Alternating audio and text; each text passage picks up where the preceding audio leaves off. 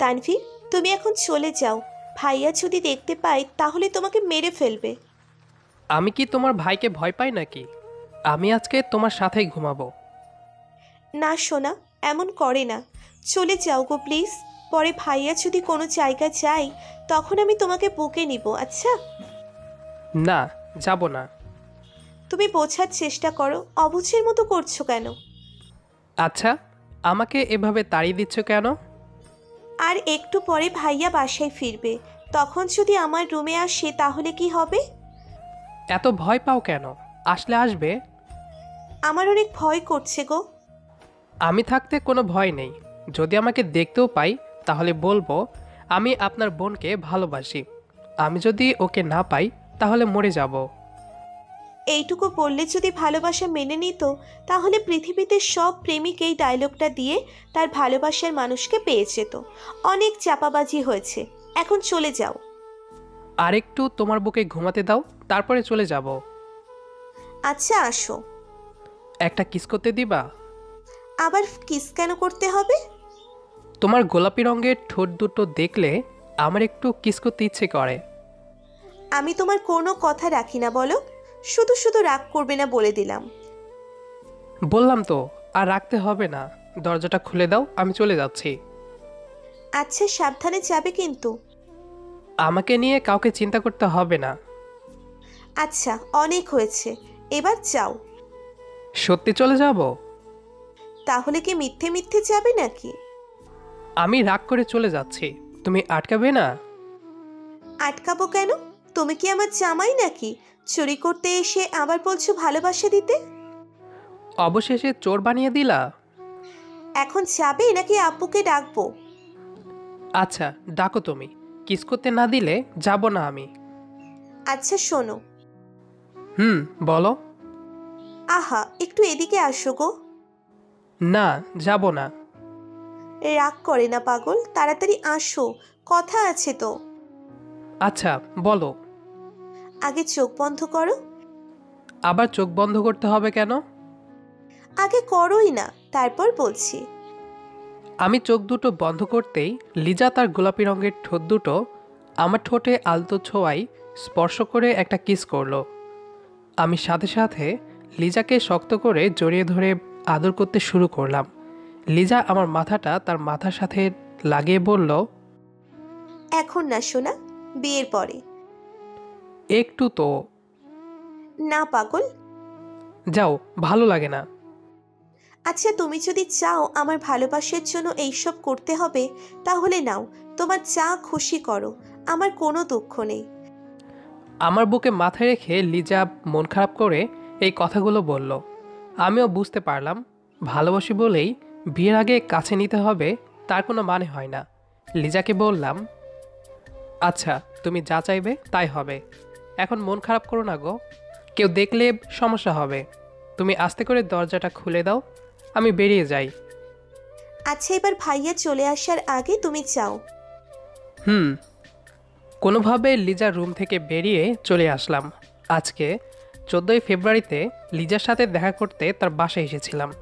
ফিসফিস করে কথা বলতে বলতে গলা কেমন যেন হয়ে গেছে, আর কোথাও দেরি না করে বাসায় চলে আসলাম। ঘরের দরজায় পা দিতেই মায়ের চিল্লাচিল্লি শুরু হয়ে গেল। এত রাতে কোথায় থেকে আসলি? একটু কাজ ছিল বাইরে। কি কাজ ছিল? তুমি এমন করে জিজ্ঞেস করছো কেন? বললাম তো একটু কাজ ছিল, তাই আসতে দেরি হয়েছে। সেটাই জানতে চাই। তোর বাইরে এমন কাজ থাকে যার কারণে রোজ রোজ দেরি করে বাসায় আসিস? তুই নেশা করা শুরু করেছিস নাকি? মা, কি বলে এসব? তোমার ছেলে কেমন তুমি জানো না নাকি? না জানি না, তুই আমাকে মা বলে ডাকবি না। মা মা মা, তুমি আমার কলিজার মা। হয়েছে, এখন আর তেল মারতে হবে না, তাড়াতাড়ি ফ্রেশ হয়ে খেতে আয়। আচ্ছা, কি রান্না করেছো? তোর পছন্দের মাছের ঝোল করেছি। আচ্ছা, তুমি ভাত দাও, আমি ফ্রেশ হয়ে আসি। ফ্রেশ হয়ে খেতে আসলাম। মা আমার দিকে তাকিয়ে বলল, এভাবে আর কতদিন আমাকে জ্বালাবি? তোমাকে তো বলেছি তুমি খেয়ে ঘুমিয়ে পড়বে, শুধু শুধু আমার জন্য না খেয়ে বসে থাকো। তোকে ছাড়া আমি কখনো খেয়েছি? আচ্ছা, আর মন খারাপ করতে হবে না। কালকে থেকে আর রাত করে বাসায় ফিরবো না। রোজ একটা কথা বলিস। যেদিন আমি মারা যাব সেদিন আর কেউ অপেক্ষা করবে না, তখন যত খুশি রাত করে বাসায় ফিরবি। মা, এসব বললে আমি একদম খাবো না কিন্তু। তুমি কোনোদিন আমাকে একা রেখে যাবে না। আচ্ছা, এবার খেয়ে নে। তোমাকে একটা কথা বলার ছিল। কি কথা? আগে বলো, আমাকে কিছু বলবে না? আচ্ছা বল। সত্যি কিন্তু, একদম রাগ করা যাবে না। মেয়েটার নাম কি? লিজা, আমাদের স্কুলে নবম শ্রেণীতে পড়ে। কোন লিজা? পাশে গ্রামে দুলাল চেয়ারম্যান আছে না, তার মেয়ে লিজা। মা মুখে ভাত না দিয়ে আমার দিকে অন্যভাবে তাকিয়ে বলল, কি বলছিস এইসব? তোর মাথা নষ্ট হয়ে গেছে নাকি? কি যাতা বলিস? আমি সত্যি বলছি মা। তুই ভুলে যা বাবা, চেয়ারম্যান অনেক খারাপ মানুষ। আমাদের মতো গরিবের ঘরে তার মেয়েকে কোনো দিন বিয়ে দিবেন না। লিজাকে ভুলে যাওয়া আমার পক্ষে অসম্ভব। আমি লিজাকে বিয়ে করতে চাই। তুমি প্লিজ ওদের বাড়িতে বিয়ের সম্বন্ধ নিয়ে যাবে। জানিস তুই কি বলছিস? তোর মাথা এখন ঠিক নেই, তাই উল্টাপাল্টা বলছিস। প্লিজ মা, আমি তোমার পা ধরি। লিজাকে না পেলে আমি বাঁচব না। কি করছিস এসব? ছেড়ে দে। তুমি যদি না যাও তাহলে লিজাকে অন্য কোথাও বিয়ে দিয়ে দিবে। আচ্ছা পা ছেড়ে দে। আমি যাব চেয়ারম্যানের বাড়িতে তোদের বিয়ের প্রস্তাব নিয়ে। সত্যি? হুম। আমার লক্ষ্মী মা। খাওয়া শেষ করে বিছানায় শুয়ে লিজার সাথে কথা বলছি। লিজা আমাকে বলল, খেয়েছো? হুম। মা কি বলল? মা রাজি হয়েছে, কিছুদিনের মধ্যে বিয়ের কথা বলতে তোমাদের বাড়িতে যাবে। সত্যি? সত্যি গো। কিন্তু তোমার বাবা মা মেনে নেবে? যদি মেনে না নেয় তাহলে আমরা পালিয়ে যাব। পালিয়ে? তুমি ভয় পাচ্ছ নাকি? আমি তোমাকে পাওয়ার জন্য সব করতে পারি। কথাটা মনে রেখো। আচ্ছা, আর কালকে একটু তোমার সাথে দেখা করতে চাই। আজকেই তো দেখা করলে। মা মেনে নিয়েছে, এই খুশিতে তোমাকে আরেকটু আদর করব। এখন বেশি দেখা করলে সমস্যা হতে পারে। কিছুদিন পরে তো আমরা বিয়ে করছি, তাই না? তখন যত খুশি আদর করবে। কালকে শুধু প্লিজ, আমরা সাবধানে দেখা করব। কিন্তু কোনো কিন্তু না, আমি কালকে যাব তাহলে। তুমি আবার ঘুমিয়ে পড়বে না কিন্তু। আচ্ছা, তুমি সাবধানে আসবে কিন্তু। ভাইয়া অনেক রাতে বাসায় ফেরে। সেটা তোমাকে ভাবতে হবে না। পরের দিন বন্ধুর বাড়িতে যাওয়ার কথা বলে বাসা থেকে বেরিয়ে সোজা চলে গেলাম লিজার ঘরের জানালায়। এর আগে কয়েকবার এসে ঘুরে গিয়েছিলাম। ঘুমাইলে সেই দুনিয়াতে থাকে না। এদিকে উচ্চস্বরের ডাক দিতে পারে না। ফিসফিস করে ডাকতে ডাকতে অবশেষে রাগ করে চলে আসতে হয়। আজকেও একই ঘটনা ঘটল। সে কখন থেকে জানালার পাশে দাঁড়িয়ে কুকুর বিড়ালের আওয়াজ করছে, কিছুতেই কাজ হচ্ছে না। এদিকে ফোনটা সাইলেন্ট করে রেখেছে মনে হয়। হঠাৎ পেছন থেকে কেউ ডাক দিল মনে হয়। আমার বুকের ভেতরে কেঁপে উঠল। আস্তে করে পেছনে চেয়ে দেখি লিজার ভাই দাঁড়িয়ে আছে। আমার শার্টের কলার ধরে বলল, তোর এত বড় সাহস, তুই আমার বাড়িতে এসে আমার বোনের দরজায় মাঝরাতে উকি মারছিস? আজকে তোকে আমি মেরেই ফেলবো। ভাইয়া, আপনি যা ভাবছেন সেটা মিথ্যে। আমি আপনার বোনের জানালায় উকি দেইনি। একদম চুপ, ছোট লোকের বাচ্চা। কথাটা বলে আমাকে মারতে শুরু করলো। আমার মুখ বুজে সহ্য করা ছাড়া আর কোনো কিছু করা ছিল না। চাইলেই আমি বলতে পারতাম না আমি লিজাকে ভালোবাসি। কি হয়েছে দেলোয়ার? কে এই ছেলেটা? লিজার ভাইয়ের নাম দেলোয়ার। আব্বা, এই ছোট লোকের বাচ্চা রাতের অন্ধকারে লিজার জানালার ওখানে দাঁড়িয়ে উকি ঝুঁকি দিচ্ছিল। দেলোয়ার যা বলছে সব কি সত্যি? আমি কিছু বলার আগেই লিজা ঘর থেকে সব কিছু বুঝতে পেরে বেরিয়ে এসে বলল, না আব্বু, ভাইয়া যা বলছে সত্যি না। এই ছেলেটাকে তুই চিনিস? হ্যাঁ আব্বু, আমাদের স্কুলে পড়ে। তুই কিভাবে চিনিস এই ছেলেকে? ভাইয়া, এই ছেলেটা আমাদের স্কুলে পড়ে, কিন্তু জানতো না আমি এই গ্রামের চেয়ারম্যানের মেয়ে। ভুল করে আমার সাথে একটু দেখা করতে এসেছিল, তাই আমি শাস্তি হিসেবে আজকে রাত 10টা থেকে সকাল পর্যন্ত আমার জানালায় দাঁড়িয়ে থাকতে বলেছিলাম। তুই ছেলেটাকে বাঁচানোর জন্য মিথ্যে বলছিস না তো? না ভাইয়া, তুমি আমার কথা বিশ্বাস করো। আমি শুধু শুধু তোমাদের কেন মিথ্যে বলতে যাব? আচ্ছা, তোর কথা শুনে ছেলেটাকে ছেড়ে দিলাম। তুই সবসময় মাথা গরম করিস কেন? সব বিষয়ে মাথা গরম করতে নাই। আচ্ছা, আপনি চলে যান আর আমাকে ক্ষমা করে দিয়েন। আমি বুঝতে পারিনি আপনি এত বোকা। সত্যি সত্যি আমার জানালায় এসে এসব করবেন। তোমার বাবার নাম কি আর বাড়ি কোন গ্রামে? আমার বাবার নাম আব্দুল কাদের। সামনের গ্রামে আমাদের বাড়ি। আচ্ছা, আসি। আসসালামু আলাইকুম। পরের দিন স্কুলে ক্লাস শেষ করে বাসায় ফিরছি। আমি 10ম শ্রেণীতে আর লিজা 9ম শ্রেণীতে পড়তো। স্কুলে আমাদের সবসময় চোখে চোখে কথা হতো, কিন্তু আজকে একবারও দেখা করিনি লিজার সাথে। আমি দেখা করতে যাব যেন কেন ঘুমিয়েছে সে। একটা ভুল বারবার হয় কিভাবে? স্কুল শেষ করে আমি মন খারাপ করে বাড়িতে ফিরছি। পিছন থেকে লিজা ডাকছে, তানভীর, এই দাঁড়াও একটু প্লিজ। আমি লিজার কথায় কান না দিয়ে হেঁটে যাচ্ছি। লিজা কিছুটা পথ দৌড়ে এসে আমার সামনে দাঁড়ালো।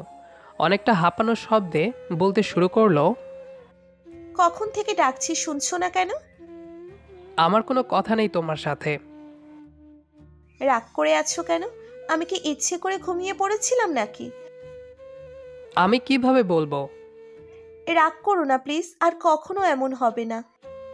তোমার সাথে কথা বলতে আমার একদম ইচ্ছে করছে না। রাস্তা ছেড়ে দাও, বাসায় যেতে হবে। না, দিব না। আমার রাগ উঠলে কিন্তু ভালো হবে না। কেন শুধু শুধু এমন করছো? বললাম তো আর কখনো হবে না। আমি রাগ দেখিয়ে উচ্চস্বরে ধমক দিতেই লিজা এসে আমাকে জড়িয়ে ধরলো। লিজা, ছেড়ে দাও, কেউ দেখলে সমস্যা হতে পারে। না, ছাড়বো না। আমি আর কাউকে ভয় পাই না। আব্বুকে বলেছি তোমার কথা। কি বলেছ? তোমাকে ভালোবাসি। তোমার আব্বু কি বলেছেন? সে মেনে নিয়েছে, তোমাদের বাড়িতে কথা বলতে যাবে। আচ্ছা, এবার ছেড়ে দাও। না, তুমি রাগ করে আছো। দেখো, আমি সত্যি রাগ করিনি গো। লিজা আমাকে ছেড়ে দিয়ে চোখের দিকে তাকিয়ে বলল, অনেক ভালোবাসি তো, বোঝো না কেন? এই জন্য তোমার ভাইয়ের হাতে মার খাওয়ালে। তার জন্য আর কতবার ক্ষমা চাইবো? কিছুটা কথা বলা শেষে লিজা তার বাড়ির দিকে চলে গেল। আমি বাড়িতে এসে দেখি মা মন খারাপ করে বসে আছে। আমি মার কাছে গিয়ে বললাম, কি হয়েছে, তুমি মন খারাপ করে বসে আছো কেন? তুই জন্মগ্রহণ করার কিছুদিন পরে তোর বাবা মারা যায়। যখন যা চেয়েছিস সেটাই দিয়েছি। আমি সেটা কখন অস্বীকার করলাম? আর এসব কথা এখন বলছো কেন? একটু আগে চেয়ারম্যান বাড়িতে এসেছিল। কেন? সেটা জানি না, তবে বলে গেছে তুই যদি কখনো তার মেয়ের সাথে যোগাযোগ করার চেষ্টা করিস তাহলে তোর লাশও খুঁজে পাবো না। চেয়ারম্যানের ক্ষমতা নেই আমাকে কিছু করার। আমার খুব ভয় হচ্ছে বাবা, তুই ওই মেয়েটাকে ভুলে যা। কিন্তু সেটা যে অসম্ভব।